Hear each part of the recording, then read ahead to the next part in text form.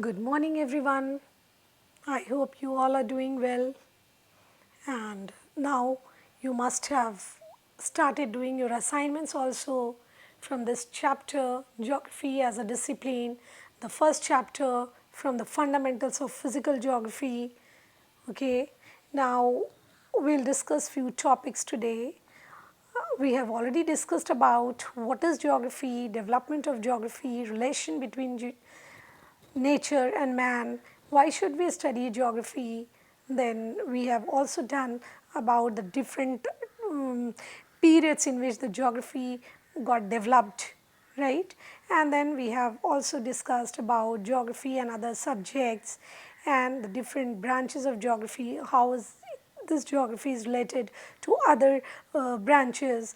And then we have also discussed about that geography answers the questions where, what and why. And then we have also discussed about its relation with the social science. Then is geography a natural science? We have discussed, and now we are discussing about branches of geography. Yesterday in my last video I have discussed with you about the branches of geography based on systematic approach, isn't it? And in which we have discussed about the different branches like physical geography, human geography and cultural geography and biogeography under systematic approach. And do you remember what did we discuss about in physical geography? Let me remind you once again that the four main branches which comes under physical geography are geomorphology, climatology, hydrology and soil geography.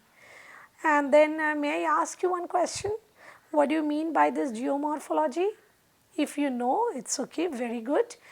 Otherwise, let me remind you that geomorphology is concerned with the study of what? Study of landforms, right? Such as continents, mountains, plateau, plains, river valleys and other features, isn't it? Then climatology is related to the constituent systematic study of what? Climate and its constituents like temperature, rainfall, okay, atmospheric pressure, then winds, storms and all these. Then hydrology is basically the study of the role played by water in nature and human life through oceans, rivers, glaciers, water vapor, isn't it? Then we have also discussed about soil or human geography, in fact, that human geography is concerned with the study of culture or man-made features such as the houses, remember? Houses, villages, cities, towns. And then we are under this human geography, we have discussed about cultural geography, social geography, then population geography and urban geography, okay? Now, social geography is related to what? It is related to or it is concerned with the study of society and its spatial dynamics. And population geography, basically it is related to the study of population. Distribution of population, density, caste, sex ratio, religious composition, migration, all these, right? Settlement geography, that is related to the characteristics of settlements, both urban and rural settlement, okay. Economic geography, you remember what did I discuss with you? In economic geography, we have discussed about that this is primarily concerned with the economic activities of man, isn't it? Historical geography studies about the historical development of a region, right? And political geography is concerned with the political events and studies boundaries, space relations between neighboring political units, isn't it? So far we have discussed about these things. Today we will focus on or we will discuss about the branches of geography based on regional approach. You can see here branches of geography based on regional approach, regional studies. It divides into four parts or you can classify it into four types like regional studies, regional development, regional analysis, regional planning, right? And then this regional studies or area studies that further divides into three, that's your micro, meso and macro, meso and micro studies. Okay, and then you can see here that the regional planning is concerned mainly with the rural, country planning, town and urban planning. Okay, so we'll have to discuss it in detail, right? So there are two aspects which are common to every discipline, and these are philosophy and methods of techniques, right? This is all about your regional analysis, and I mean regional analysis, that there are two aspects which are common to every discipline, and these are what?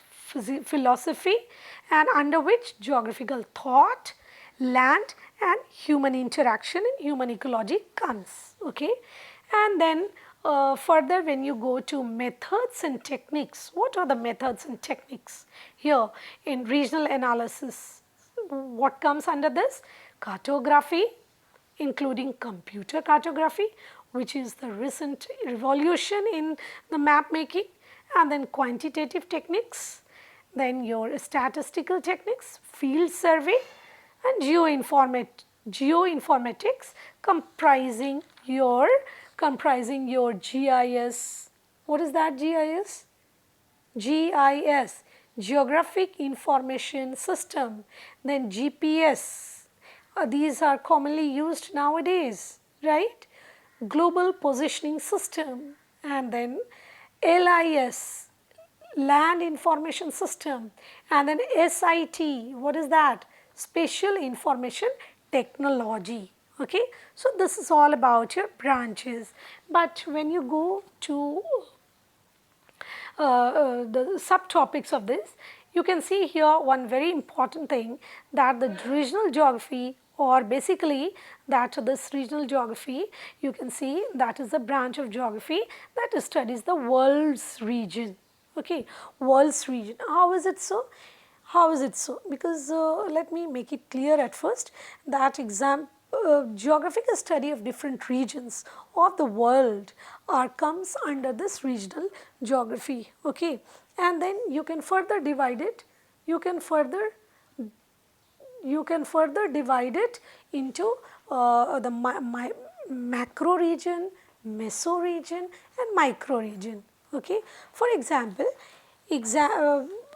regions can be your monsoon, land, central, West Asia, tundra, equatorial lands or frigid, then your frigid zone, then you can see that equatorial, temperate, okay, in both the hemisphere, like northern hemisphere and southern hemisphere. Okay. Now, so what happens here when you go in detail as far as this regional study or regional analysis is concerned, you can see that this study also includes delimitation of the boundaries. So, what is that delimitation of the boundary? One region starts and ends, and then another region starts. For example, equatorial, right? Equatorial in both the hemisphere, northern and southern hemisphere. Then you can go to temperate, then further frigid, right? So this is what the delimitation, and then the boundary stops there, and then again another boundary of another region starts. So a region is that part of the earth in which there are certain identical geographic factors. Okay, identical geographic factors which in unison afford the region a distinct identity, right. So you can see what type of geographic factors.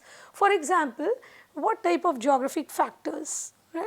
What type of if I can ask you what type of geographic factors, you must have read it. Geographic factors, geomorphology, evolution of the landforms, right?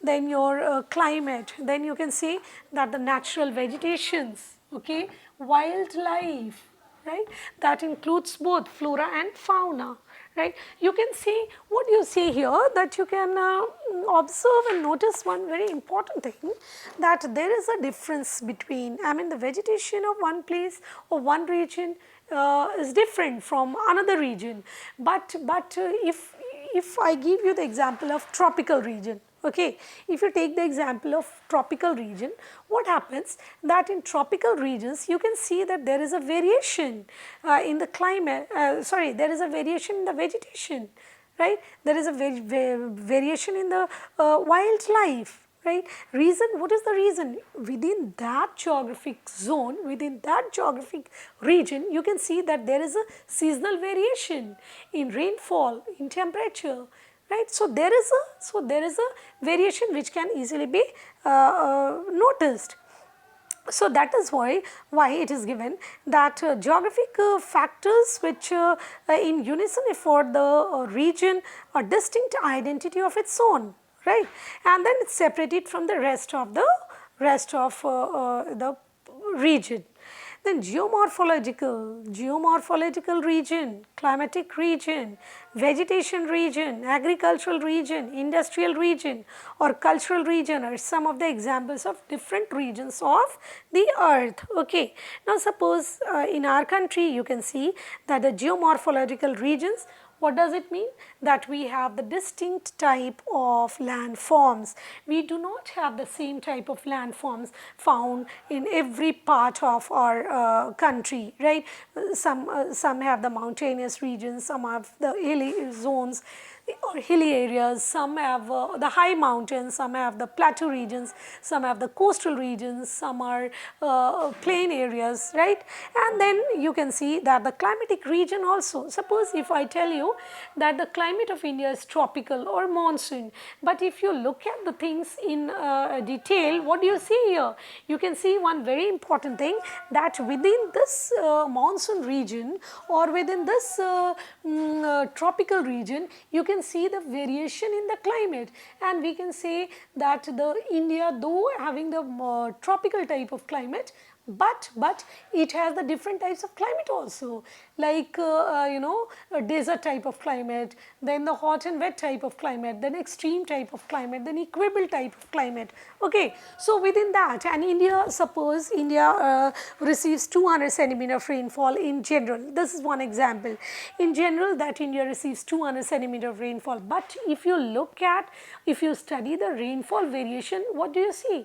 You can see that there is a variation in rainfall. The amount of rainfall varies from one region to another, from one region to another. For example, Jammu and Kashmir, that the precipitation occurs in the form of snow, whereas you can see the coastal regions, or that too the western coastal region, the western coastal region that receives the high amount of rainfall. Northeastern states receives the high amount of rainfall, right? And the coastal region itself receives the good amount of rainfall. Then basically we receive the rainfall by what? By monsoon winds, right? So this is what the amount of it, as soon as the branches of the monsoon reaches to the different parts of the country, then it causes the rain. So it's quite obvious the amount of rainfall would vary from one region to another. Some regions receives heavy amount, some other regions receive moderate amount, and some other regions receives very less amount of rainfall. So this is what you can I think you must have understood that the regions may vary from one there is a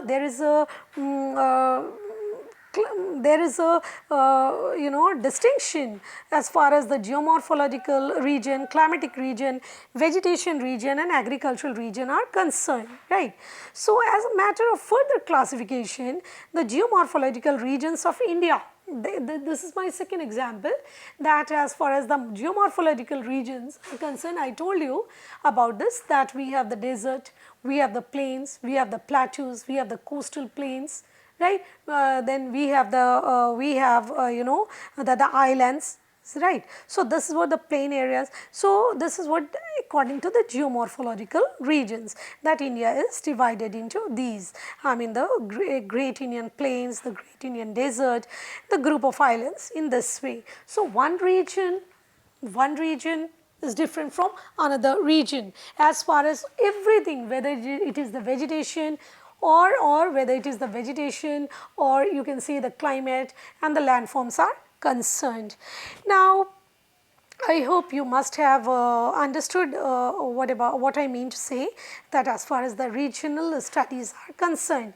Now, one very important thing is here that regional analysis, regional development, regional planning, and all these are concerned. Now, as far as the macro, meso and micro is concerned, suppose that there is one region, we have taken one region, then we have studied it on macro level, then we can study it further by dividing it, we can study it at meso level, and at micro a very small unit of that particular region can be taken into account, and then further we can study about the vegetation and the landforms, all these, right. So, what is given that suppose the chief natural regions are tropics in world context. If this is about the tropics, the savanna, warm temperate regions, Mediterranean regions and taiga, in this type of study, what do you see, that it is necessary to first find or just to first study the physical environment, and then further we will study about the man-made features. Okay. So, in this way we can also find out the cause and effect of relationship, right. I hope you are getting me what I mean to say, that the regional geography studies, the regional geography studies or the regional geography focus on, okay, at macro, meso and micro level. Then on the basis of findings of systematic geography, I told you earlier that this is what we can use the techniques of regional studies. Can we? If we use the techniques of regional studies, we can easily understand the systematic geography, right. And some of the chief advantages which I would like to share with you as far as the regional study are concerned, this would be simplified method of geographic study. If you are not, if you agree on this, I think you should, because it is regional studies, as far as regional study is concerned, that it is a simplified method of geographic study, right, of any particular region. Then we can easily find out the interactive relationships between physical environment and human interferences, isn't it? This is another advantage. And third would be that a regional study highlights the economic differences between two regions, isn't it? One region from another region, right. One region from what is that economic differences can easily be understood. Suppose Bihar, where we all are living, you can see here the economic activities and economic differences from Patna to the interior parts of the state, right. And the different districts are poor. Suppose few districts are very poor, and if you compare those districts with Patna district, you can see that there is a economic differences, right. And on account of being a smaller area, it is possible to give detailed description. This is very important, isn't it? For if you have taken if you have taken a small part of a region, then we can study it in detail as far as geomorphology, as far as the climate, as far as the vegetation, all these things are concerned, isn't it? So, this is all about your regional studies or regional study of regional geography. Regional development focuses on the process of development. It also helps in the process of development. If you know about the problems that a region is facing, you can easily, and you have studied about that region, that particular region, you can easily point out the problems, and then the problem can be sorted out, right. And it can be sorted out, as well as it can be, the problems can be dealt very carefully, and so the problems of that particular region can be easily dealt with, and it also suggests policies and programs for overcoming its problems, isn't it? If we have studied only one part of any only one part of India, or that too at micro level, right, then meso, and at macro level, then we can easily point out the problems, right. And then if we point out the problems, we can suggest policies and programs for overcoming those problems. So, this regional study is very helpful in finding out these problems also. So, for today, that is all. I hope you must have understood as far as the regional geography is concerned. Okay, so that's all for today.